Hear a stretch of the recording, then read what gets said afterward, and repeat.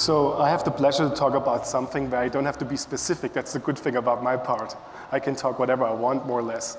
So because everything is connected, what we learned, and for that reason, there's no really anybody who can tell what's right or wrong. And so I'm trying, oh, sorry. Okay, so let's start with the bad things. The bad things is that when you read the press right now, it doesn't matter where you go in the world, people are scared. They're really scared about what we do, what some of your companies do, because it leads to something which actually Gartner predicts, and that's a conservative estimation, I think, that every third people, every third employee is actually get rid of his job because of the technology and the connectivity and the smartness we put into products. So that's a scary thought. And it's really, for a lot of people, time to panic. I'm not mentioning the election or anything else, but there is a time, where you could actually really panic. So is there anything good about that? So when you look at certain industries, there's a lot of industries out there who already have vanished, more coming. If you look at banking, if you look at legal, there's legal offices now using IBM's Watson to replace lawyers. You spend all this time and money to become a real great lawyer, and then suddenly you, I'm sorry, don't need you anymore. I have this computer sitting next to me, does it way better. It's scary, right? And there's a reason why a lot of interesting people who are in this business, sending their kids not to school to program, they're sending them to Waldorf schools or Montessori. Why? Because they teach them creativity. And I think the only thing which will decide what we are doing in the future and what we are worth for is actually based on our creativity, what we do with all this technology, what we do with all these new things around us. And that's hard to teach because you grow up with this. You need an environment for that. So I tell you, when you have kids, think about that stuff because I think it really matters. So when it comes to why this all matters, why this happened, I think it was very easy in the traditional place where we started all. We learned this morning about, the steaming machines, electricity and whatever. So production was easy. You just got faster, bigger, whatever. That was easy. But, all these industries, just look at it. What happened the last years? And if you think about what triggered it, it's really at the end, the UX, the sensorial, the sensors about it, and actually the connectivity about it. And it's way easier to buy a new machine, to build, bigger things, than figuring out what this machine does when it's suddenly connected and suddenly there's sensors in it. That's a whole different story. And it makes really a lot of people scared to think about that stuff because all these companies we're working with, they're not set up for that connectivity piece of it. They're not. They still have the same silos as always. Finance is finance, marketing does marketing, product does product, R&D does R&D. In this new world, you cannot think in these silos anymore. It doesn't work. Because if you put something in a product which is connected, then your business plan changes. Suddenly there's maybe other revenue streams. Maybe you change from selling to subscription. Maybe you do whatever based on usage. But it changes everything. It changes R&D, everything. And a lot of companies really don't understand that. And that's the scary part. But there's a lot of people who can actually say it's getting even worse. Because now we're entering the digital virtual world, right? Now in the virtual world, we have the same problems again. So we're not having it in the real world right now. We also have it in the other world, which we purely, most of us don't understand yet. My kid's using it. I'm trying it. Don't know yet what this will do. But it's definitely there, and a lot of industries bet on it already. But it makes it not easier. It makes it just more complicated.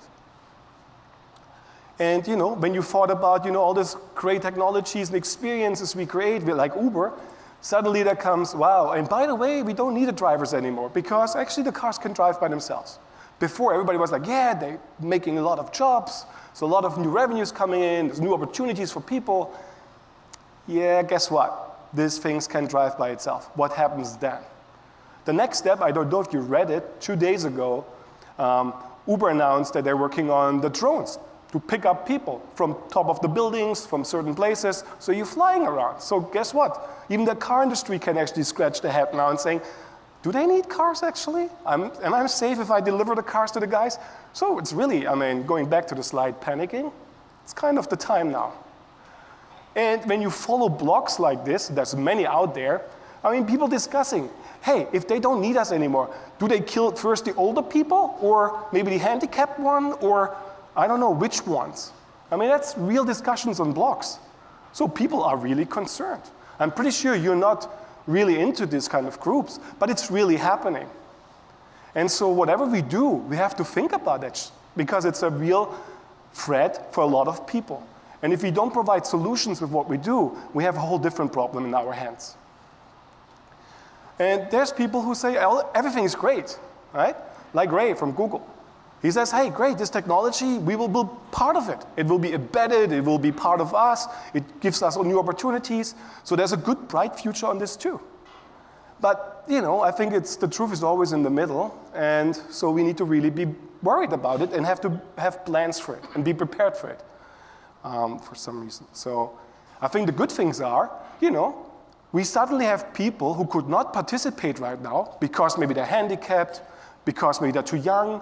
Suddenly they can be part of something because we have now tools or vehicles or movements where people can join in, can be part of it. Think about what happens to a city when suddenly all the older people can join in again. They don't have to call their son or their daughter or some other relatives, hey, can you pick me up? I would like to go to the city again. Oh no, my mother just called again.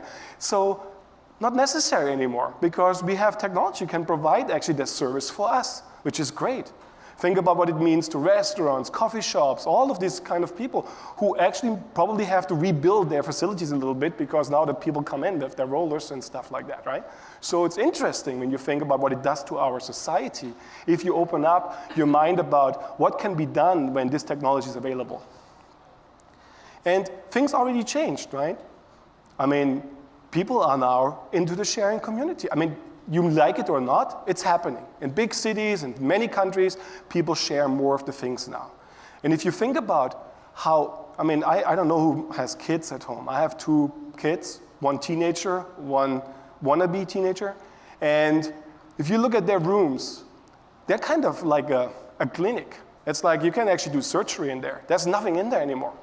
I mean, my room was packed with tapes, records, CDs, magazines, you name it, books. Not so much books in my case, comics, more cartoons. But nevertheless, it was full. My son has a computer, and because I forced him a Kindle, because I don't want him to read on his laptop all the time, so he has a Kindle, forced by me, and he has a VR set up for the wife of HTC because he loves to do this new stuff. That's all what's in his room. There's nothing else. Music, videos, everything on these little devices. There's nothing else needed. The good news is you don't need big rooms for your teenagers anymore. Bad news is it's hard to control what they do, and it makes definitely a change in the family behaviors with each other. So I'm not sure if you're familiar with the first time ever the World Economic Forum did a research paper, which is called a deep shift. It's some points where all leaders in the world agreed, executives, politicians, researchers, and so on. What are the technologies which will be available in 2025? What are the things we should be concerned of, or what should we prepare ourselves for, all these things? And I tell you, this paper is no joke. Because if you don't think about these topics, which I will show a little bit about, then you have a problem as we speak right now. So when you think about what are the tipping points? So for example, okay, I think we all believe in this because we're all kind of in this business about sensors and how we connect things. But that means a lot, right? When everything is connected, nobody really figured out what that means really. I mean, they're thinking about the first robotic pharmacist in the US. What does this mean? I mean, it has an impact, even to mobility, because is there a need to go there? Can it be just assembled somewhere? Can it be delivered home, however we talk about?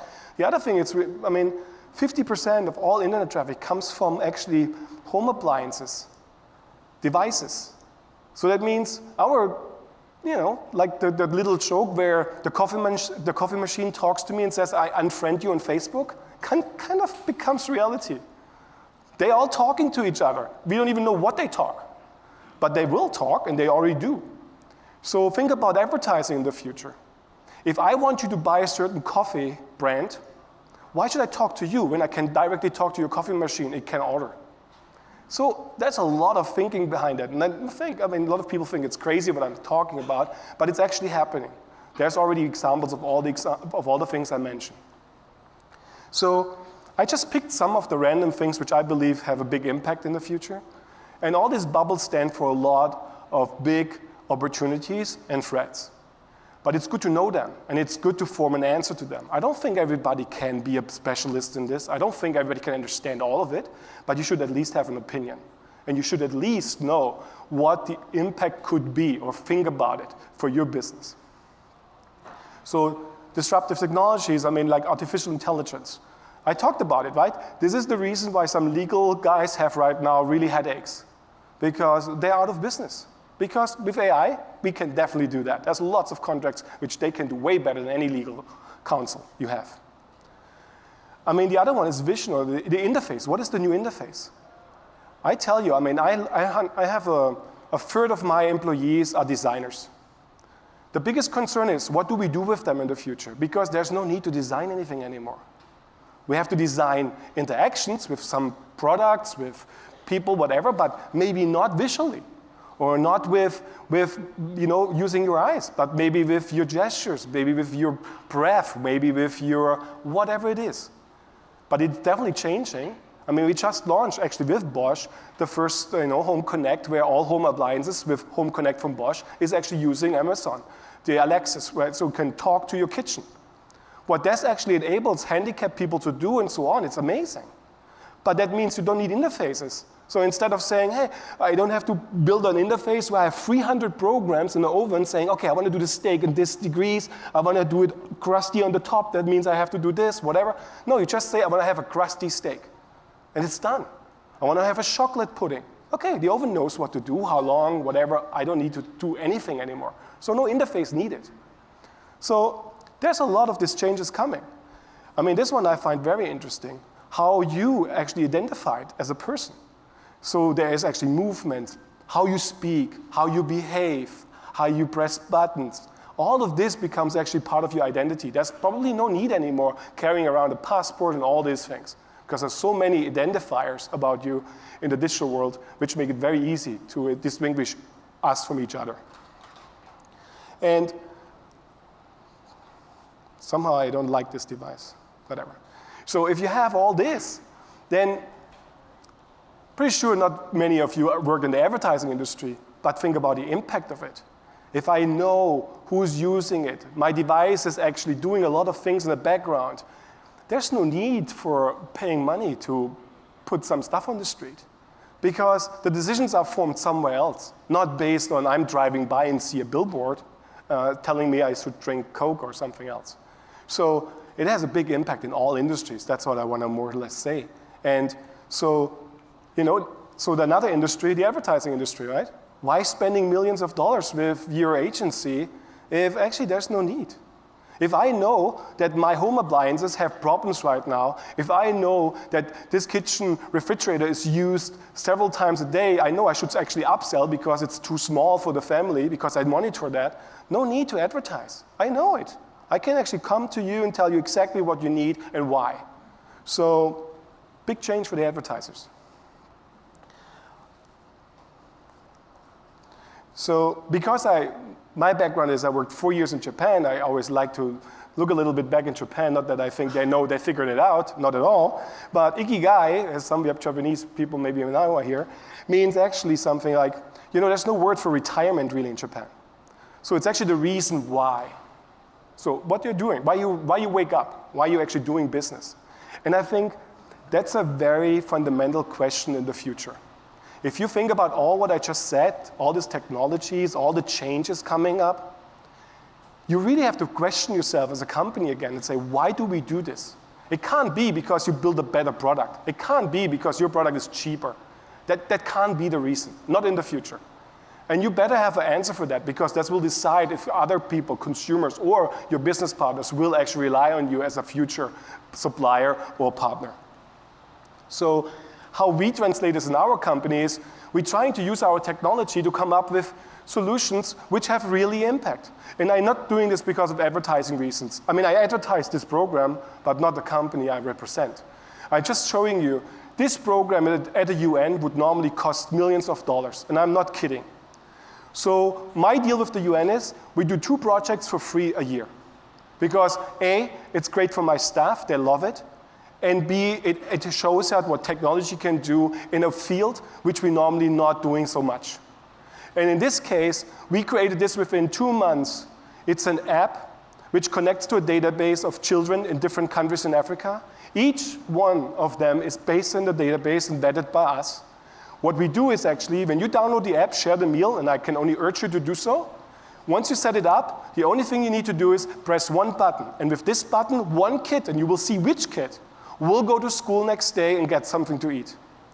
We generated over 10 million now, or 9-point-something million meals for kids, with no dime spent on marketing, with a free app we developed. So why does it work? Because it's very simple. It's about experience. It's simple to do. If you try to donate somebody in America or Africa some money, right, any kid, how you want to do that? You have 10 bucks, you want to give it away. How you do it? Very difficult. You have to go to a bank, or you have to sign up for whatever. In this case, you just press a button, and you can say, okay, I do it for 1 day, for 1 week, for 1 month, and actually it's within social media integrated, so everybody knows I did it, so I can challenge my friends to do the same thing. And just that works perfectly. And if you see what technology can do and things like that, so that's actually why I'm in this field, because that's why I like what we do, because there's a real impact if we do this right. So, you know, and back to where we are, right? People don't believe anymore all this bullshit we're telling them about, hey, this is the car you should buy, it's fast, it's great, it goes in curves like, wow, unbelievable. Guess what? I mean, I lived 7 years in LA. I tell you, I was never alone in the street, ever. Also, people changed, right? People don't want to own this car anymore and feel like proud to own it. People are way more into actually having a Facebook update with the latest pictures of their cool holiday they spent in a very expensive resort, way more cool in my peer group to say, hey, look, I can show off with that. So things changing. But a lot of companies have problems to understand it. But this is not like a future scenario. It's really happening. So when you look at what's really interesting about all this, is really, we're talking about experiences, right? Today, it's not about which car I have, it's about how do I get from A to B. And the journey from A to B could be in the future actually you search. Like what you do in Google search could be actually physically happening when you go from A to B, because you go through streets, you see certain things you've never been, and suddenly you know there's products you were interested in. There's a shop who actually has that. Oh, and there's something other which you're interested in, and it's on the way there. And maybe your journey planning becomes really the search, what you do right now on Google. Very interesting thought. So when you really look at what really changed, it's that we have to understand, we as a company, whoever we are, we cannot succeed by ourselves. We have to put the people in the middle of what we do and figure out how our product plays a role in all the experiences these people have together with others. Like Nike Plus would not happen without Apple. Like there's a lot of examples where there is kind of a, what is the English word for it? Whatever. You know, what? Symbiosis? No, symbiosis actually, where they come together and become something new, right? Because they really show that once you take my product and my service and my product, the whole experience will change. And that's very interesting. And so just to show you, right, what does this mean for products? So if you build products, you have to figure out how to get specific. How can I really build something which matters to you based on what I know about you? I mean, this is true for every, I don't know if you know this product from Adidas, but it's a really 3D printed shoe based on your data of how you walk, your weight, whatever. Same is true for cars. I mean, it doesn't really stop anywhere. We have now so much data. But as we learned a lot today, actually, when I heard about it, people talking about it, we don't use data really well. And of course not, because it's new. We have to learn how to deal with it. But what's interesting is that our decisions will be formed by data, and it's up to us to figure out how we let data come to us, how we want to have it manipulated to us so that we understand it, and how can we use it to make our product better. I mean, I will show you one, same is for results, right? It doesn't matter if it's cooking.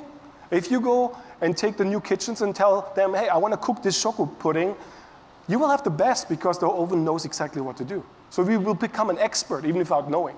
Same for driving. With all the help we get now, if you take the whole full enchilada of what the possibilities are, you become an expert driver without even knowing how to deal with a car. And also when it comes to innovation, it can't be in your black box at home or in your company. It has to be opened up. It has to be with other partners who can help to help you to understand the other areas, fields you're not in, to make your product better and connected in this. And I'll give you one example, because when we created this toothbrush for Oral-B, Procter & Gamble, and we said you need a connected toothbrush, they were thinking we are out of our minds. So we built one, despite the fact that they didn't want it. And we created an ecosystem around the toothbrush with all these partnerships. So we launched in 2 months the toothbrush, which comes with an insurance, with a dental insurance program. It will come with a kid savings program. So what you do with a kid savings program, a toothbrush, very simple. You take a very bad experience brushing your teeth when you have kids, again, very tough thing, every day, did you brush? No, go, now, okay? And you tell the kids, okay, this is a bad experience, you have to deal with it every day. Then you take the kid savings account, which is actually nobody is interested in it anymore.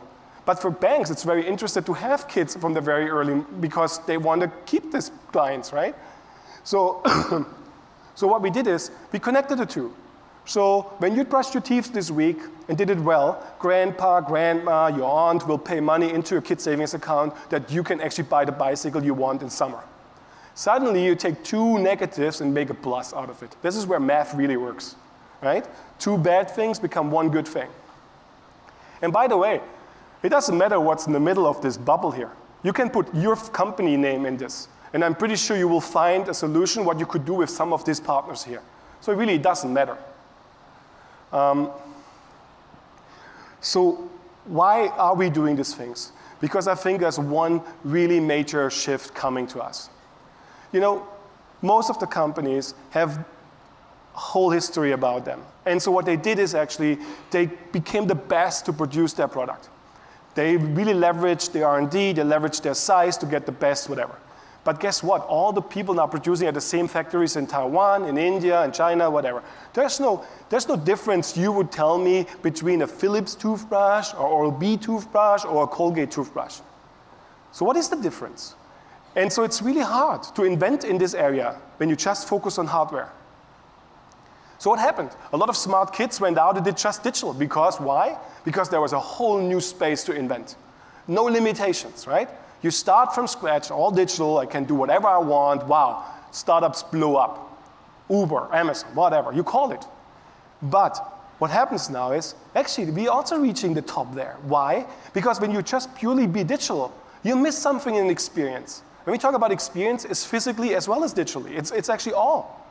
So what's happening, what really will be the decision, what really will be the driving force about being successful is who can really combine the two of them the best way.